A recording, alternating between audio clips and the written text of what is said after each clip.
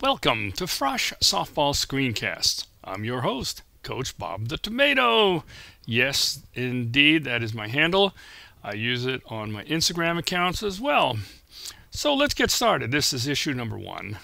And I guess the first thing we should start off with is our very basics, since this is a Frosh Softball Screencast.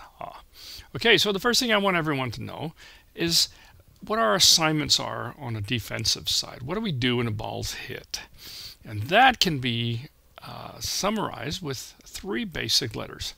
3 B's. The 3 B's are ball, base, and backup. Ball, base, and backup. What that's telling us is that no matter what we do, always think in that sequence. If the ball is hit to you, what would you do? Where would you go? That kind of thing. So let's say here's the pitcher, and the pitcher is throwing a ball, and the ball goes over here, and the batter hits it, and it goes in that general direction. So let's think about how the 3 B's apply to this scenario. So if the first B is ball, well, then everybody has to go get the ball. And who's the first one? Who's the closest to the base? Well, it's usually the pitcher, because by the time she's done pitching, she's like up here.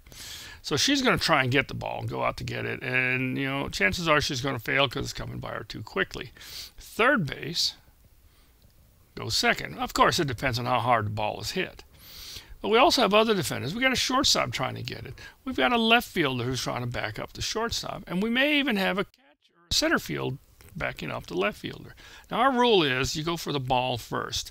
All 3 of these people are lining themselves up so that if this ball continues along this general direction, they got a chance of picking up the ball.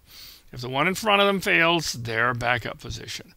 So that leaves everyone off the bases. Well, first base, they're not involved in getting the ball. So what is the second B? It's their base. First base turns around and goes back to their base. They're ready to receive a throw. Should any of the infielders get the ball, they're going to try and make that throw all the way to first base. So with that in mind, if that ball is indeed in the infield, we got right field to come over here and do a backup of that first base. Second base, their job is to come over here and grab this base. In case the ball gets out of the infield and goes into the outfield, chances are these outfielders are going to be throwing their ball, if they get it, to second base. So you see how that works?